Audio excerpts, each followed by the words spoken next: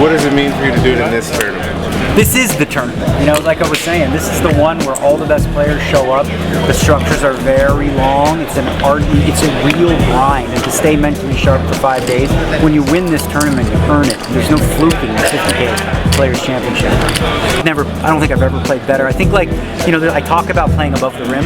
Like, you can play at the rim, and that's good, right? But if you really want to be elite, you have to play above the rim. And there were some things I did, you know, a couple Raz pots in a row that were super important.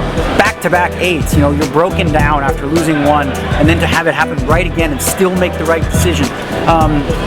Yeah, I think, like, if you look at, you know, well, I mean, I know that I played top-notch, you know, and I executed my strategy really well too, by like understanding where I can push and where I can't, you know, depending on who's in. Like, for example, Chris Brewer's a perfect example.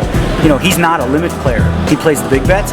So when you're up against him, you know that he's going to push you to the brink. So in those moments, I don't mind giving up a little to him, right? Because I feel like I could make it up in the limit games. Yeah, I gotta be honest, having 6 was kind of embarrassing for me.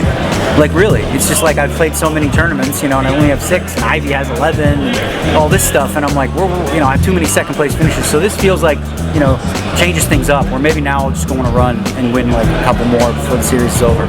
I always want to be considered among the greats and stuff, but like, when you look at the numbers, you're like, well, but he doesn't win. You know, no, he's not winning. So, and it's frustrating too, because like sometimes you know you're doing everything right, the public doesn't. They just think, well, he must not be playing well. But you don't know. You don't see what I went through for a couple of years. Like, you don't know the hardships I went through. Like, now you're like, oh, he must have done something different.